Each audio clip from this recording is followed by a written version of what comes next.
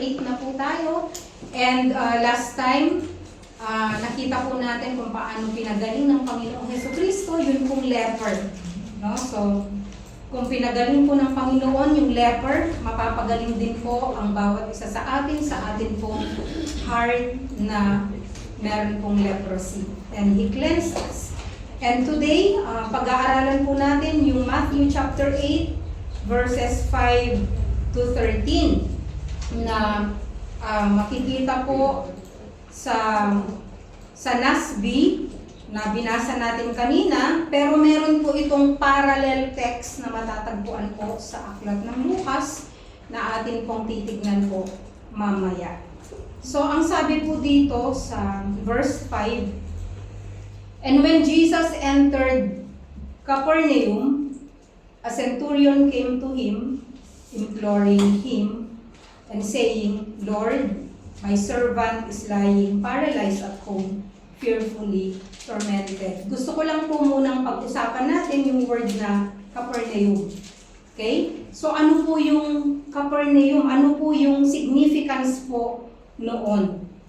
Doon po sa Luke chapter 4, 31 to 32, kasi po tinitignan po natin itong mga parallel passages, kasi nga po ang synoptic gospels po natin ay Matthew, Mark, and Luke. They are called synoptic gospels, no? Ito po ay sinulat nila sa iba-iba pong pananaw, no? So dito po sa Luke chapter 4, ang sabi dito, "And he came down to Capernaum, a city of Galilee, and he was teaching them on the Sabbath, and they were amazed at his teaching, for his message was with authority." Kailan po nangyari ito? Nangyari po ito pagkatapos po ng Sermon on the Mount. So doon po, after ng Sermon on the Mount, pinakita po agad dito na nagpagaling po ang Panginoong Jesucristo ng isang leper, and after the leper, ay ito naman po yung centurion servant. Pero po dun sa aklat ng Luke, right after the Sermon on the Mount, pagbaba niya, ang pinakita po dito ni Luke ay yun pong centurion. At wala po doon yung leper na in detail na makikita po natin kagaya po sa book of Matthew. So ang Capernaum po ay na-feature po siya sa New Testament, pero hindi po natin ito makikita sa Old Testament.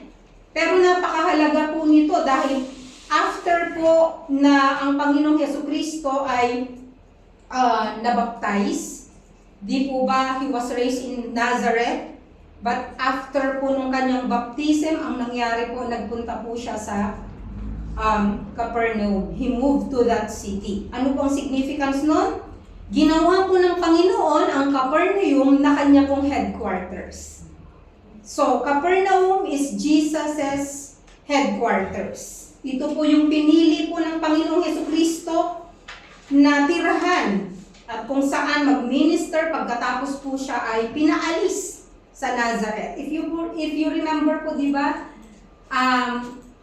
yung pong mga tao doon, pinalayas po nila ang Panginoong Jesucristo nung siya po ay nangangaral. And Capernaum also is the home of some of His disciples. Marami po sa mga disciples niya, halos ang nanggaling po sa Capernaum. Sino po sila? Of course, nakita po natin si Peter. Galing po siya doon because this is a fishing village, no? Si Andrew, yung kanyang kapatid, makikita rin po natin na nanggaling doon si James. At ganoon din po si John. At sino pa po ang galing doon? Si Matthew, na isang tax collector. Na kung saan sinabi niya kay Matthew na, "Come and follow me." Ano pa po? Jesus referred to Capernaum often. Lagi po niya sinasabi at doon po siya nakagawa ng marami pong mga himala. Ano po yung mga himala doon? No? Makikita po natin yung magmula po sa cleansing ng leper, makikita po natin yung healing, makikita po natin yung raising of the dead doon po sa Capernaum. So, He also taught in the synagogue. Yun po ang nakarecord sa Book of Mark. And kagaya po ng sinabi ko, may mga miracles po na ginawa siya sa Capernaum. Una yung healing. Jesus healed the centurion's son. Ito po yun. The nobleman's son. Simon Peter's mother-in-law. Pinagaling niya. The woman with the bleeding issue. And the paralytic. And he raised also Jairus' daughter to life. And makikita din po natin na ito din po ay isa sa mga lugar na isinumpa ng Panginoon. Saan po makikita? Sa Luke chapter 10, 13 to 15, ang sabi niya, "And you, Capernaum, will you be lifted to the heavens? No, you will go down to Hades." Yun po ang nabanggit niya. So bakit niya kaya sinabi yun? Kasi nga po, kung ang Panginoong Jesucristo, na Diyos na nagkatawang tao, nakatira sa mismong lugar, kung nasaan ka, you will feel blessed, di ba?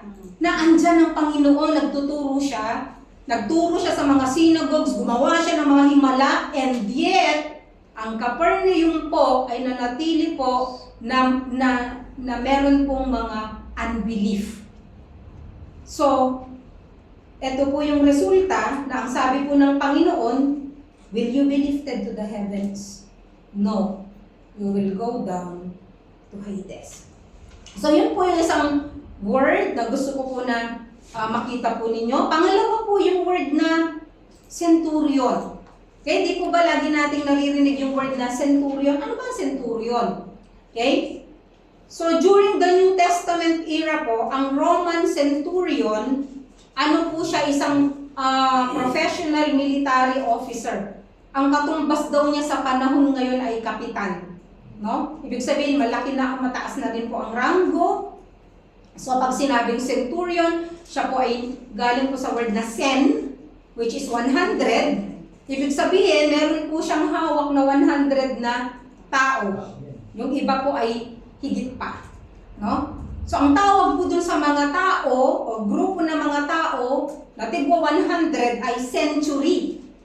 Nalaman ko lang po, akala ko century, ano lang, 100 years. Hindi po pala. Pag sinabing century, it also refers doon po sa soldiers, sa mga tao na hawak ng isang centurion. No?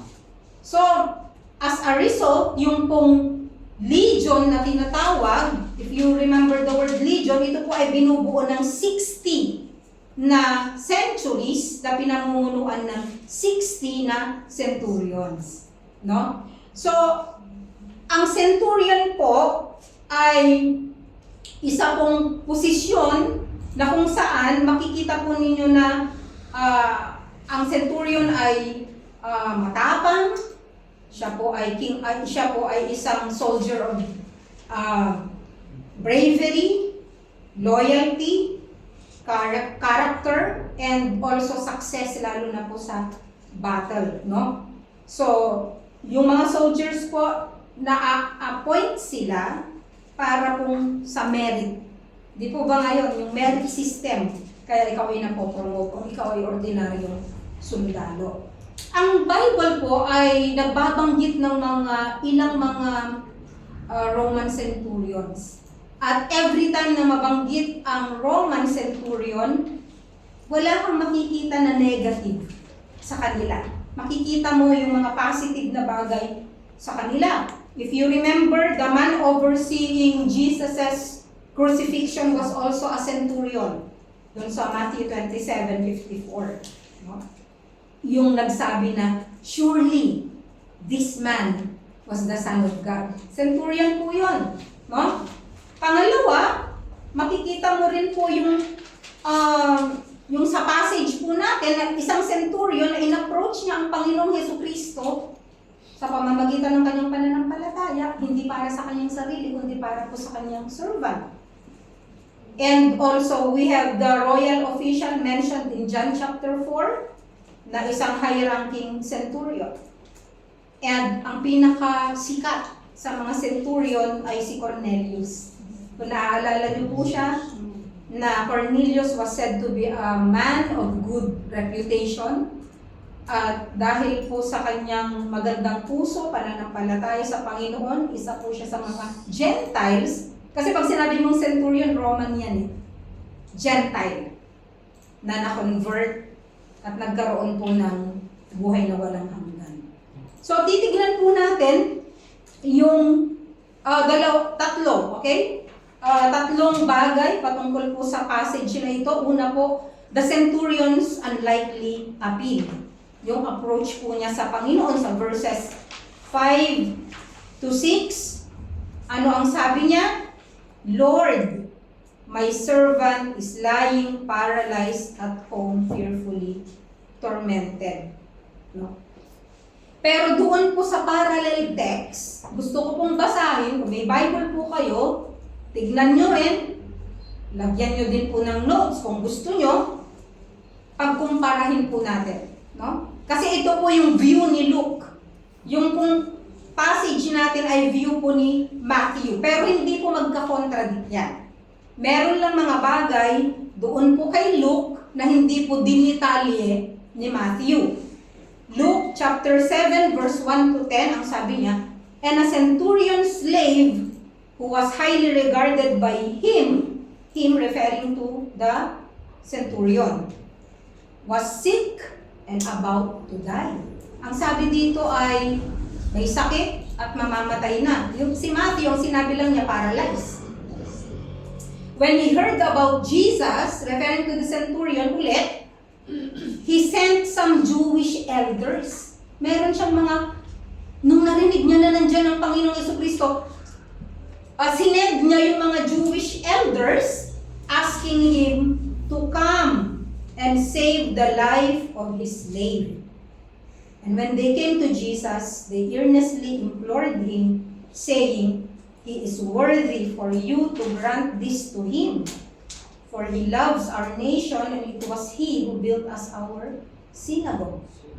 Now Jesus started on his way with them, and when he was not far from the house, the centurion sent friends. Kanina, Jewish elders. Ngayon naman, he sent friends, saying to him, Lord, do not trouble yourself further, for I am not worthy for you to come under my roof. For this reason, I did not even consider myself worthy to come to you. But just say the word, and my servant will be healed.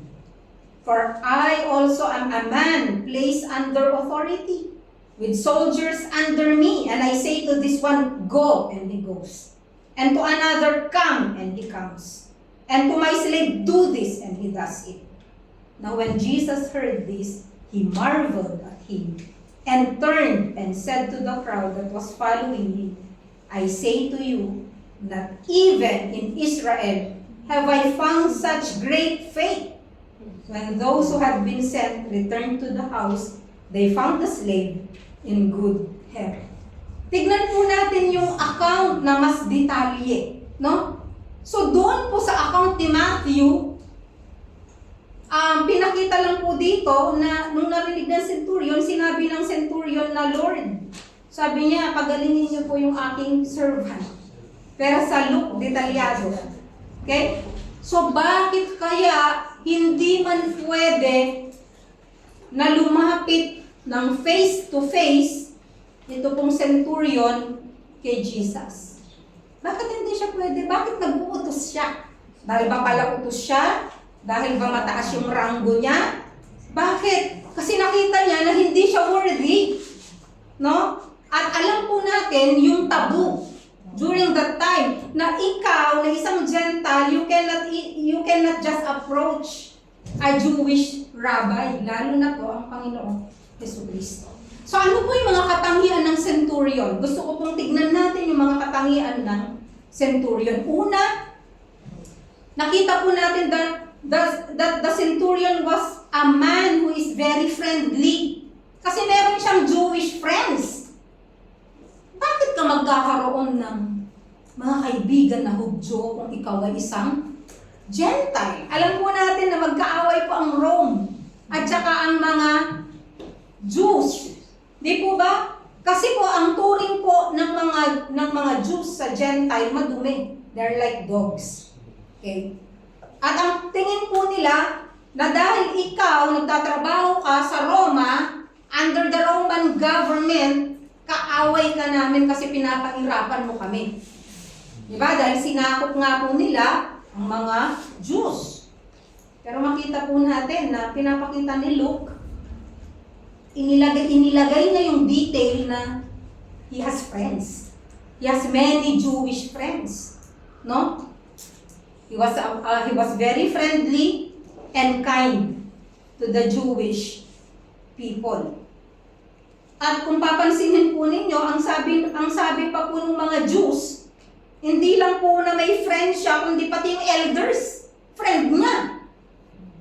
Do you imagine it? Na kahit yung mga elders na nandun po sa mga sinagoga ay kaibigan nitong centurion na ito. At ang sabi pa ng mga elders, nung sila po yung mediator o sila po yung parang spokesman na ginawa po ng centurion, ang sabi niya, Lord, pagalangin mo. Kasi He is worthy. Di ba? Sinabi niya, because He is worthy. Sabi niya, karapat dapat siya. Ibig sabihin, they are pleading for this centurion. Ibig sabihin, maganda po ang kanyang pakikisama, maganda po ang kanyang reputasyon. He is a Gentile. Kasi nga, Roman centurion, it means he is also a Gentile. He is an accomplished man because he's a leader of a military garrison na inilagay po sa city na yon. Someone who served under Herod Antipas. He is also a generous man. He is a wealthy man and he is also a generous man. Bakit? Pinagawa niya ng sinagoga ang mga Jews. Do you imagine it? Na ikaw na isang Roman, na ikaw ay isang Gentile, ang mga Romans naniniwala po sila sa maraming Diyos, di ba? Yung word na pantheon, alam niyo po, nagpunta kayo sa pantheon, ang ibig sabihin ng pantheon ay maraming Diyos, iba't ibang uring Diyos. May Diyos ng hangin, may Diyos ng puno, may Diyos ng tanim, may Diyos, lahat na may uri ng Diyos. If you imagine a Roman centurion, Gentile, ito po ay naniniwala sa iba't ibang Diyos. Pero bakit siya nagpatayo ng isang sinagoga para po sa mga Hudyo? No? He spent money. Pera niya po yun. At sinabi rin po ito ng mga elders na he built. Sabi niya, he is worthy. Sinabi bakit he is worthy? Ano po siya ng sinagoga? No? He's a compassionate and caring man. Makikita niyo po ito. Alam niyo po, during those times, pag sinabing slave, hindi tao ang tingin sa'yo. You are an instrument. It is just buying something. Para ka lang martilyo na gagamitin, or anything na pwedeng gamitin, you are just a tool. Ganun po ang slave. Kasi hindi po natin ma-imagine dahil po hindi tayo naging slave. Pero kung ikaw ay slave during that time, kahit ipapatay ka pa, ipahampas ka pa sa oras na ito ng iyong amo, wala kang karapatan sa iyong sarili. You don't have any right to yourself. Ganun po ang slave. Halimbawa, sinabi niya na, punta ka doon. Di ba? Yung mga babaeng slave, pag sinabing gawin mo to, gagawin nila. Okay? Pero, nakita po natin na ito pong centurion is very compassionate and caring to this slave na kung tutuusin is a nobody. Sa panahon ngayon, pag sinabi mong utusan, katulong, okay pa. No? Meron kang karapatan, di ba? Meron kang karapatan, meron kang liquidazione, meron kang ferie, nagagalit ka kapag hindi binigay yung ferie mo on time, yung sweldo mo. Ang slave, wala kang karapatan na magreklamo sa yung amo. Kahit na anong gawin niya sa'yo, pwede. No? And yet, ang sabi po nitong centurion, Lord, my servant is lying paralyzed at home. So, yun pong sinabi ni Luke, no? Yung description po ng servant, nagpapakita po ng compassion.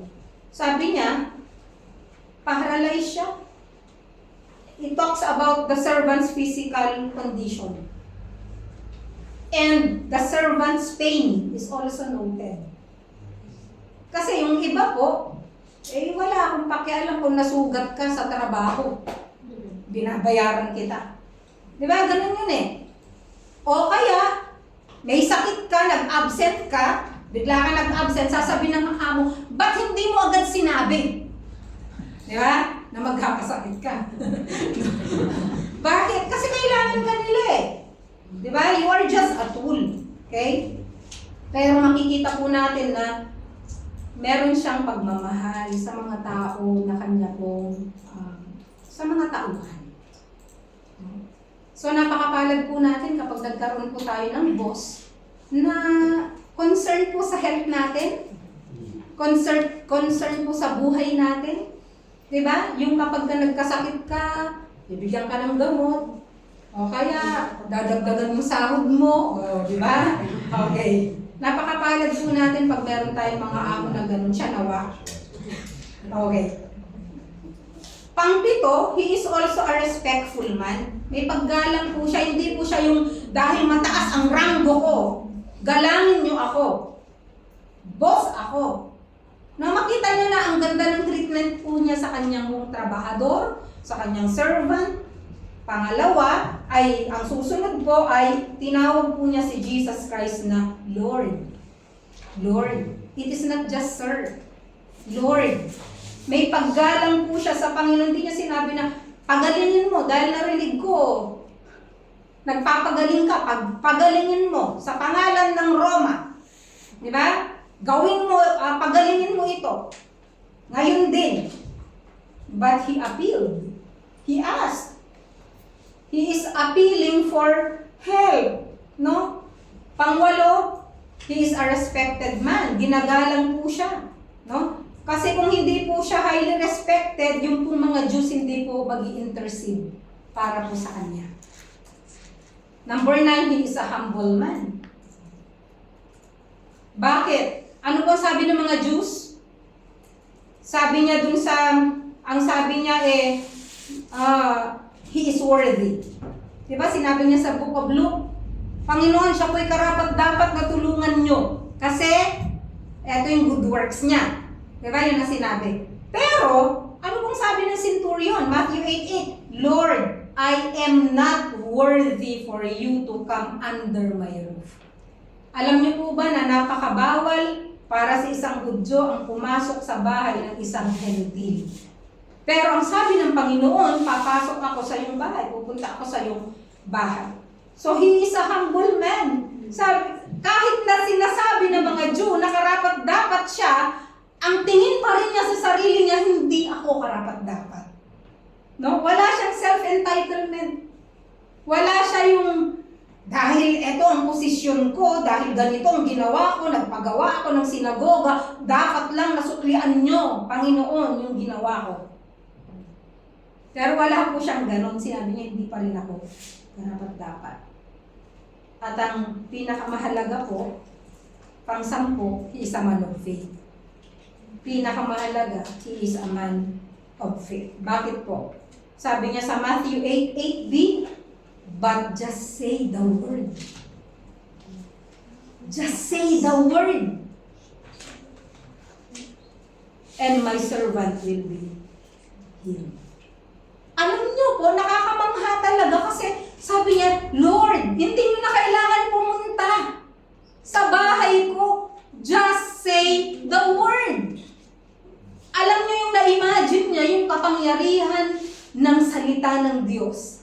Alam niyo po dun sa Genesis chapter 1 verse 1, in the beginning, God created the heavens and the earth. Sa paanong paraan? Sa pamamagitan lang ng kanyang word, ng kanyang salita. Di ba? So nakikita po, ibig sabihin, nakarinig po ng word of God. Ito pong centurion na to.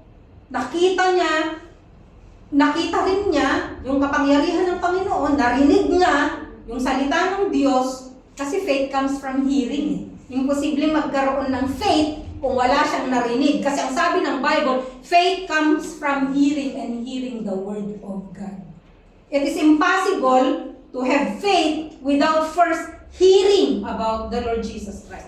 Lahat po ng mga tao, kahit po yung mga tao na lumapit sa kanya, si Bartimeus, kaya po alam niya na pagagalingan siya kasi narinig niya, kahit bulag siya, narinig niya na nagpagaling ang Panginoong Jesucristo, and therefore, yung narinig niyang yun, nakapangyarihan ng Panginoon, yun po ay naitanim sa kanyang puso. Lahat po ng pinagaling dito, by faith, natamnan po yan ng salita ng Diyos.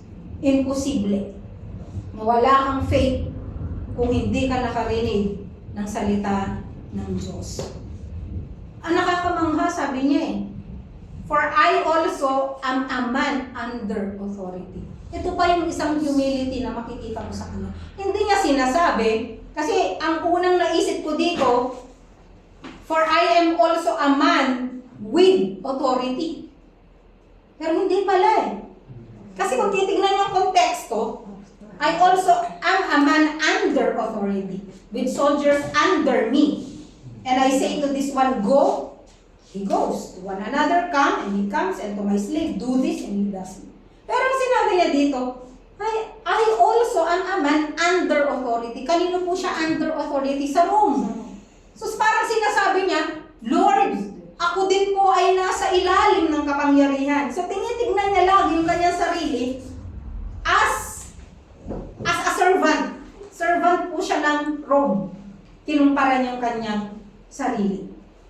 So pupunta po tayo dun sa pangalawa, Jesus' answer. Ano po ang sagot ng Panginoon? Meron po siyang sagot. Una, he marveled. Ano po ibig sabihin ng marveled? Very, very, very, very surprised. Namangha. No? So, ibig sabihin, ang Diyos di niya alam. Of course, alam niya. Lahat ng bagay, alam niya. Pero namangha siya. Doon sa sinabi po ng centurion na ito. Kaya nga sabi niya, wala akong nakita dito sa Israel na kagaya ng pananampalataya ng taong ito. Wala siya. Alam niyo po ba yung salitang marvel, 2 beses lang na nabanggit?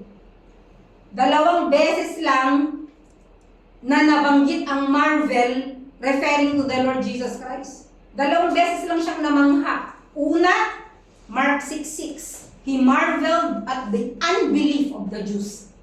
Namangha siya sa kawalan ng pananampalataya ng mga Hudyo sa Nazareth. At ang pangalawa, ito, he marveled at the great faith of this Gentile, of this centurion. Magka-opposite. Namangha siya sa kawalan ng pananampalataya at namangha din siya sa kalaki ng pananampalataya ng isang Gentile. Ang Diyos ba namamangha kaya siya sa pananampalataya natin? O ano tayo? Jackita, jackpati? No? Kaya nga ang sabi niya, truly I say to you, I have not found. Ibig sabihin, ito pa yung prima volta. Nakakita ako ng matinding pananampalataya ng isang tao sa Israel. Pangalawa, kanina he marveled. Pangalawa, he clarifies about salvation. Gusto ko po i-clarify ulit sa inyo ito. Bakit ko po nasabi na he clarifies about salvation? This refers to the saving faith, no, of a person. Kasi bigla niya pong sinabi, I say to you that many will come from the east and from the west and recline at the table with Abraham, Isaac, and Jacob in the kingdom of heaven. But the sons of the kingdom will be cast out into the outer darkness. In that place, there will be weeping and gnashing of teeth. Ano po yung makikita po ninyo dun sa passage nyo? Opposite. The kingdom of God. And the outer darkness referring po sa hell. Salvation and damnation. So he's clarifying about salvation, that you will not be saved based on your genealogy. Hindi ibig sabihin na Hudyo ka, save ka. Ito yung pinapakita niya dito. Sabi niya po dito, I say to you, many will come from the east and the west. Ano yung east and west? Mga Gentile nations. kung saan-saan. Yun ang ibig sabihin mo. At sila po ay makikiupo o makikifellowship kina Abraham, Isaac, and Jacob. What does it mean? Nasa langit. Maraming mga Gentile na maliligtas. Ibig sabihin, kasama po itong centurion na ito sa maliligtas. Pero, sa kabilang banda, ang sabi niya, but the sons of the kingdom, sino yon? Mga Jews. Bakit sons of the kingdom? Silang pinili eh. Pero bagamat sila'y pinili, because of their unbelief, no? Sabi niya, they will be cast out into the outer darkness. In that place, there will be weeping and gnashing of teeth. So Jesus here is clarifying about the saving faith, yung salvation. So, wala kang dala-dala. Yun lang saving faith mo. No? Yung saving faith mo, yun ang magliligtas sa'yo. Saving faith means faith-based faith on the Lord Jesus Christ who died for you. Knowing that you don't have any credentials, wala kang credential. You don't say, I am a Christian, I grew up in a Christian home. Hindi, yun magdadala sa'yo sa langit kahit pa Kristiyanong ka, nununuan mo, lumaki ka sa church. Kung wala kang saving faith na sa'yo lang, it's individual. Salvation is individual. And, yung pangatlo po, Jesus said to the centurion, go, and it shall be done for you as you have believed. It is an assurance of answered prayer.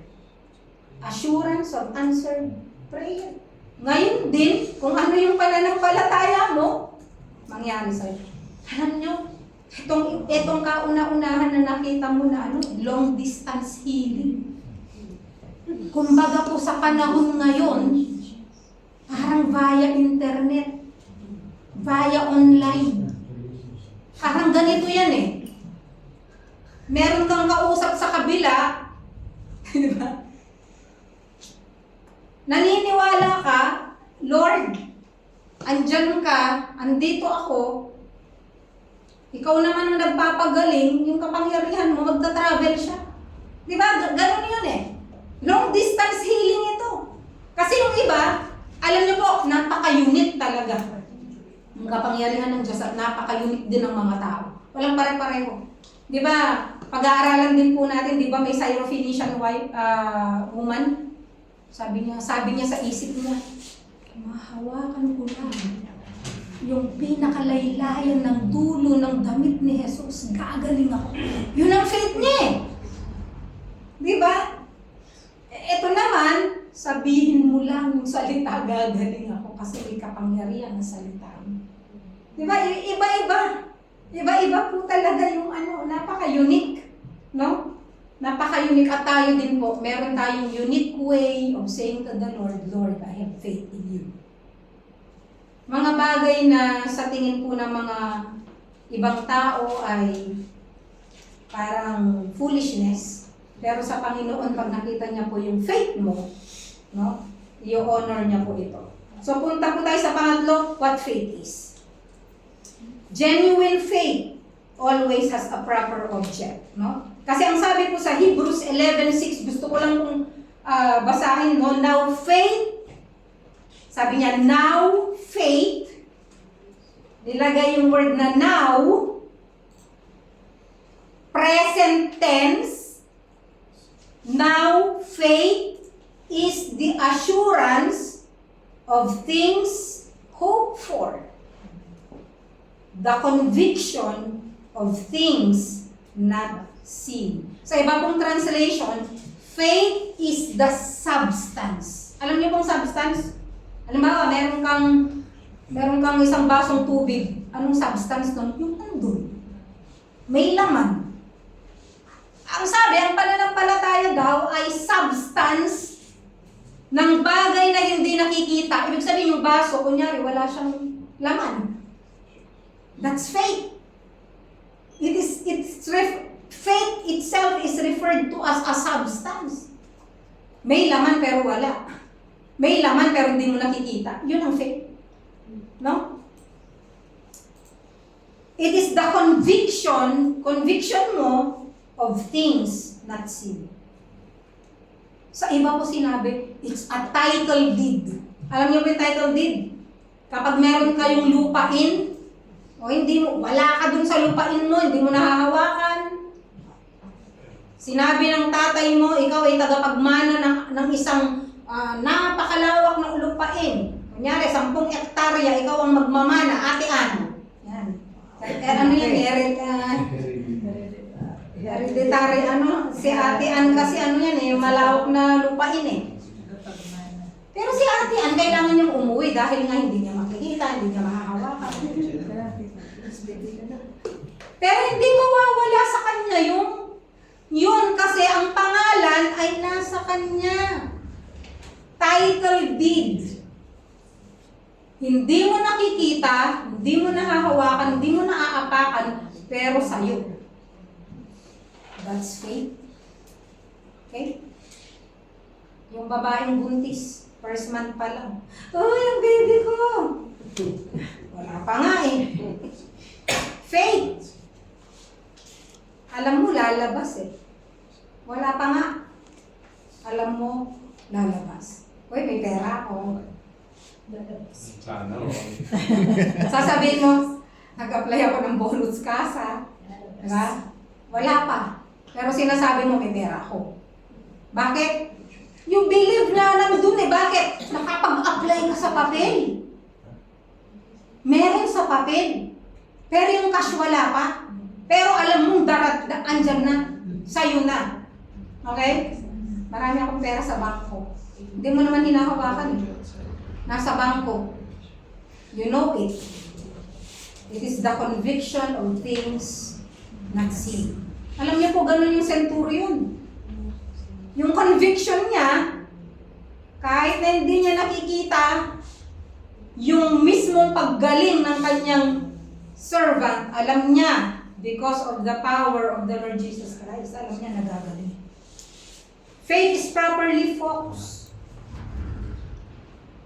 on the one who is powerful. Nakafocus ka dun sa powerful. No? It is anchored in what God has already revealed. Saan? Sa salita niya. Napakarami pong example sa Bible na nagpapakita ng kapangyarihan ng Diyos. Therefore, makapangyarihan siya. No? Genuine faith is a testimony to God. It honors God. It displays God. Kasi po, doon po dinidisplay, no? Yung, when you have faith that God will do it, at nangyari, nadidisplay yung kapangyarihan niya sa pagkakataon yun. Imagine yung akala mo, wala ka ng pag-asang gagaling. But because may mga tao with that kind of faith for you, alam mo na isa pang revelation na nakita ko dito, yung centurion, yung servant na pagaling, not because of his faith. So it is possible na magkaroon ng blessing ang ibang tao because of you, because of your faith. It is very possible na yun pong tao na papunta po ng impyerno because of your faith, no? Because of your plea to the Lord, siya po'y magkakaroon din ng buhay na walang hanggan. It's very possible na yung tao na hindi nangangailangan ng tulong mo, pero alam mo, nangangailangan ng tulong ng Diyos, makareceive po siya ng miracle from God. God's power is not limited.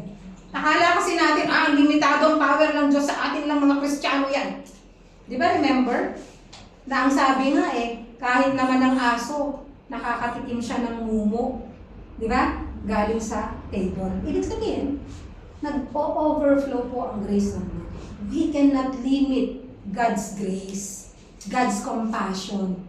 No? Kung papansinin po ninyo, napakarami niyang pinagaling na may sakit, na hindi naman po sila mga Jew Karamihan na makikita mo, God displays His power to the unbelievers. No?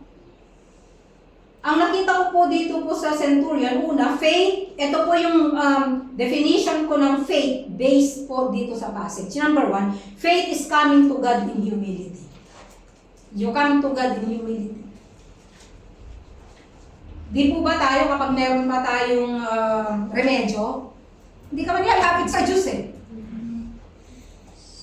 Kunyari, may nagkasakit sa inyo, total may pera ako sa bangko, pwede na yun kung sakaling ma-hospital siya. Yun ang unang resort, kasi agad mong iisipin anong resources ko. Di ba? But, true faith is coming to God in humility, acknowledging you are bankrupt. Huwag kang magre-rely sa kung anong meron ka. Lord, I'm bankrupt. Kasi kung minsan, pag wala ka ng remedyo, doon ka lang, magpe-pray sa Panginoon. It's the last resort, which should be the first resort. Nakagaya ng ginawa ng centurion na to. Diba, anong una niyang resort? Narinig niya nandiyan si Jesus Christ. Tinawag niya mga elder kasi alam niya hindi siya karapat-dapat. Isa siyang hentil. Si Jesus ay Jew. Okay? So ang ginawa niya, nakipag-negotiate siya dun sa mga elders. Na elder, please, ipakiusap niyo ako kay Jesus. Diba? Ganun po yung ginawa niya. He comes to God in humility. We can come with confidence. Ang sabi po ng Bible, let's go to God with confidence. Tama yun. We are confident because of His Word. But we can be confident with humility. Hindi arrogant. Iba po kasing arrogant na para bang, Lord, I'm entitled to this. Diba? Maraming mga tao, akala mo entitled sila, nagtatampo-tampo pa sila kapag hindi sinagot ng Diyos ang panalangin nila. Bakit? Anong utang ng Diyos sa'yo? Wala! You are not entitled to anything. Sasabihin pa, kung talagang may Diyos, bakit kinuha niya ang ganito, ang anak ko, ang asawa ko? Bakit? Anong utang meron ng Diyos sa'yo? Pinahiram ka na nga. Pinahiram ka. Ang nagpapahiram, may limit kung kailan niya kukunin.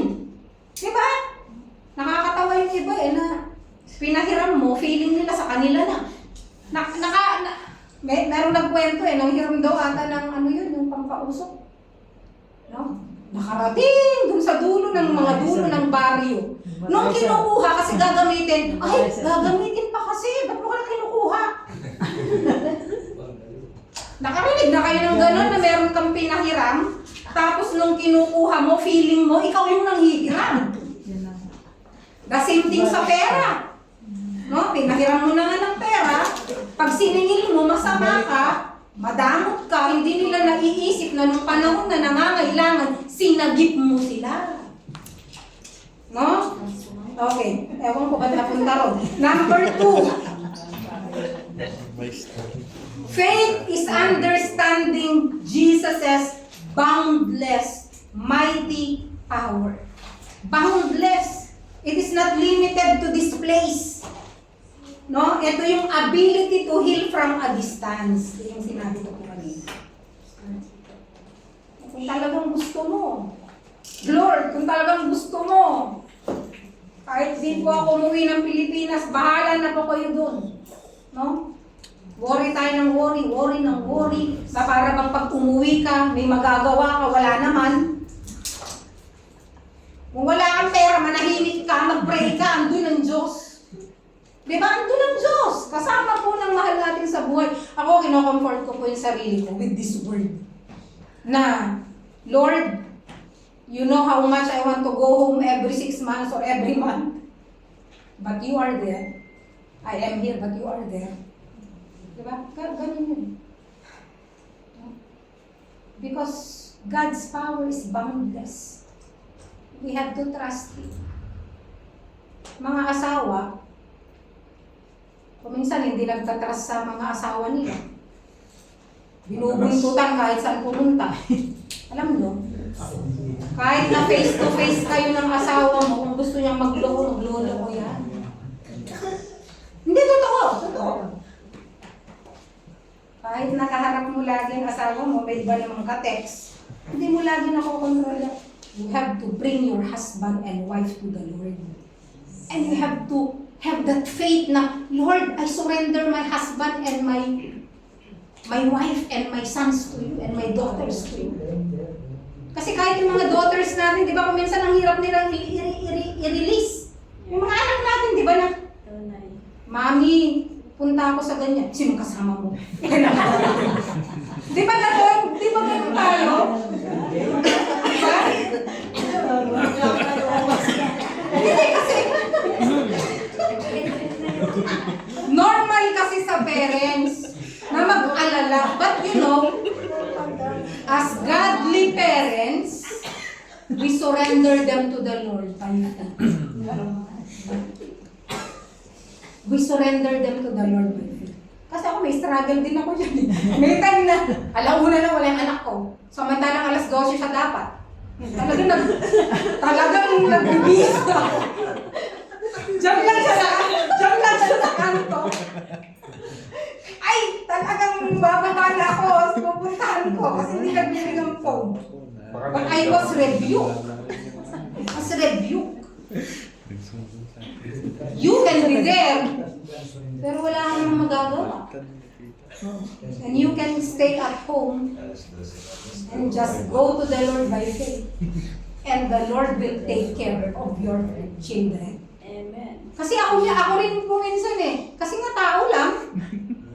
Normal lang kung minsan yung parang feeling mo, ay uuwi ako sa Pilipinas kasi ganyan. Tapos yung puso mo kumakabog na. Bakit? Pag uwi mo ng Pilipinas, may magagawa ka? Wala! Di ba? Bankrupt ka pa. Wish, faith is understanding the boundless power of the Lord. It's not limited. Okay? Pangatlo, faith is recognizing the uniqueness of God's power. Ito yung sinasabi ko kanina, na unique. Unique. We cannot put the power of God in a box. Siguro ang Diyos nagpagaling siya dahil, ano ba yan? Nagpagaling siya sa pamamagitan ng panyo. Siguro pwede rin niyang pagalingin sa pamamagitan ng panyo. Sino nagsabi sa'yo? Diba? Kahit na ano, pwede. Kahit oil, pwede. Yun ang faith niya, wala tayong magagawa. Kunyari, ang faith ko, sa anak ko, Lord, kasi gumagamit po kayo ng oil. Kunyari lang, Lord, sa Old Testament, di ba, gumagamit ng oil to anoint, oil to heal. Di ba, kahit sa New Testament, kung ang faith mo, Lord, sa pamamagitan po ng oil na to, Lord, gagaling po siya. Yun ang faith mo eh. Ano magagawa ko sa faith na yan? Kung ang faith mo rin, halimbawa, Lord, hindi dun sa gamot, kundi yung kapangyarihan ng Diyos na pwede niyang gamitin, yung gamot na yun, para ikaw ay mahil, faith ko yun. Pero hindi ibig sabihin, huwag ka magpa-hospital, huwag ka magpa-analysis, kasi by faith. That's foolishness. Kasi po ginagamit po ng Diyos ang mga doktor, ginagamit po niya ang kahit na anong instrumento upang ipakita ang kanyang kapangyarihan. Kasi po, kahit po gaano kagaling ang doktor, kung hanggang dyan ka na lang, ganyan ka na lang. It's all in the source of our lives. Pang-apat, faith is trusting fully on the attributes of God. Ano bang attribute ng God? God is holy, God is gracious, God is merciful, God is loving. Diba? God is powerful. Base dun sa kung anong pagkakakilala mo sa Panginoon. Kaya papasok po dun yung kapangyarihan ng name niya. Jehovah Jireh is my provider. Jehovah Rapha is my healer. Jehovah Nisi, my banner. Oh, Lord, magtatagumpay ako because you are my banner. Kaya po pumapasok na yung pangalan ng Diyos because of His attributes na connected dun po sa pangalan niya. Number 5, faith is approaching God with unwavering faith. Akala po ng iba, ang kabaligtaran ng faith ay doubt. Narinig niyo na yun? What's the opposite of faith? Doubt. Hindi! Ang kabaligtaran po ng faith ay unbelief. Ang doubt nasa gitna. Doubt is naniniwala ako pero baka hindi. Diba?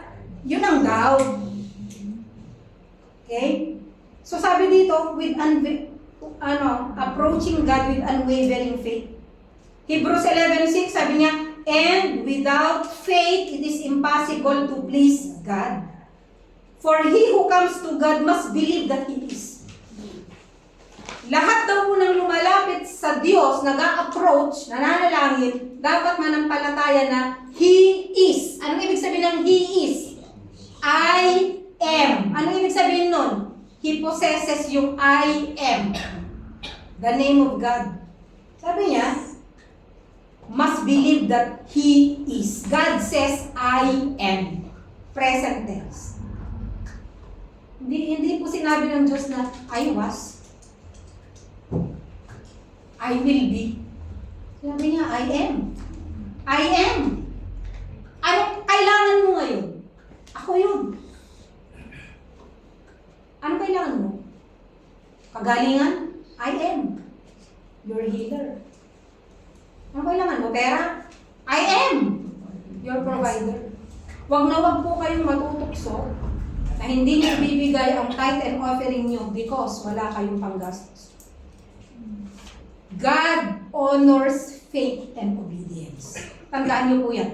God honors faith and obedience. I can narrate so many instances in my life na alam ko said na said. At naiisip ko, wala na akong pagkukunan mamaya. Lord, utangin ko muna ang tithe niyo kung gagawin mo. Hindi inuutang ang tithe. Hindi ini-installment ang tithe. The Bible says, bring ye the whole tithe. Alam mo ba bakit ang blessing, parating ng blessing, umaatras pa? Kasi alam ng Diyos ang heart mo eh. You are thinking about yourself only. Sarili mo lang, pag-bless ako, ganito gagawin ko. Bakit hindi mo lang naisip ang church? Hindi mo lang naisip ang Diyos? Hindi mo naisip ang mission? Anong inisip mo? Sarili mo, ikaw at ikaw. Kaya yung mga ibubuhos pang blessing ng Lord sa'yo, i-atras ko na to. Narinig ko yung isang pastor, sabi niya, ang mga pera daw, chismoso. Alam mo sinasabi daw? Alam mo sinasabi? Inip na ako sa wallet na to. Huwag kang pupunta sa wallet na to. Kung hindi ka makakawala. Kasi po, yung pong taong yun na may-ari ng wallet, hindi po hindi pinapalaya ang pera. Kaya yung nandun na pera, sabi, huwag kayong pupunta dito sa wallet na to. Yun daw. But if you are, kung ikaw ay, nagdadaw, and you are saying, Lord, I give you my heart. I give you my soul. Not just my, euro. Not my pocket. Diba? If Jesus is not the Lord of one area of your life, He is not Lord at all. Lord, binibigay ko po ang buong buhay ko sa inyo. 2 hours nga lang pumunta ng church, di mo kaya? Ibibigay mo pa yung buhay mo sa Kanya? Sino niloloko mo? Sarili mo. Di ba? I give you my whole life, Lord. Bakit hindi bahagi yung time, talent, treasure? Doon sa sinusurrender mo? I surrender all. Sabi ng Christian, di ba? Praise God. Sabi naman ng isa, I surrender. Ay, hindi niya masabi kung ano yung susurrender. God says, I am. He is. Kaya ano man po yung circumstances natin sa buhay, nakakailangan tayo, do not compromise what belongs to the Lord. Do not. No? Huwag mo yung compromise. Bakit? Babayaran mo yan someday. Gusto mo ba yun? Hindi, di ba? Or uurong. Yung parating. Alam ko, nasubukan nyo na din to eh. Na pumikit kayo by faith, ibibigay nyo sa Panginoon. Wala nang laman, si wallet. Pero alam mo, orasan mo yung time na nagdesisyon din ng isang tao na i-bless ka. even before you do that decision, God already honored that decision. Many times, kung minsan nga ako pamalengke ko eh, Lord, wala akong work, alam niyo pong sitwasyon. But, I'm releasing this. Ito lang po yung kaya ko, but I'm releasing this. Pag sabi mo pa lang na ganun, may nakaprepare na. No? May isang kapatid nga eh. Nagpipray daw sila dahil talagang walang makain. Nasa mission sila. Talagang walang makain. Nasa mission. Mamaya, ngayong pusa, may daladalang bangus na malaki. Sabi daw ni Pastor, ito lang sasabihin ko na, sabi daw ni Pastor Gilbert, dahil huwag mo munang iluto yan, baka may maghanap. Ay, hindi yan, di na naman. At nakaliskisan pa.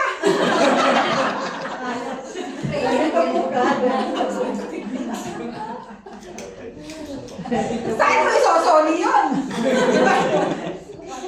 Answer prayer yun kasi kung walang iluluto. Ang iluluto lang daw nila yata ay talbos ng kamote. May saw-saw.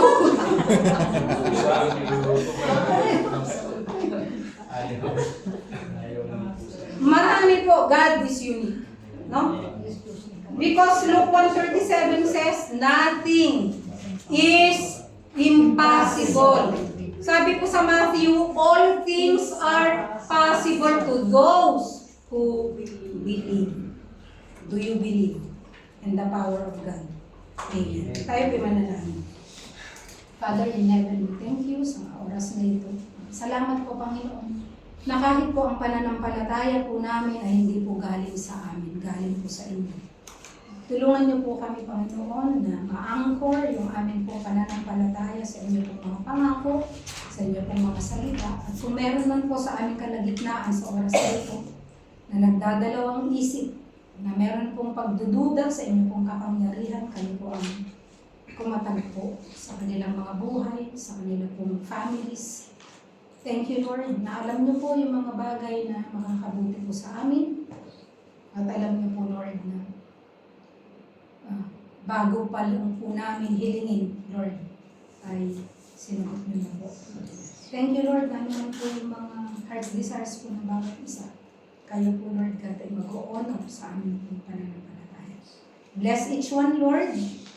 According to our faith, shall it be done unto us.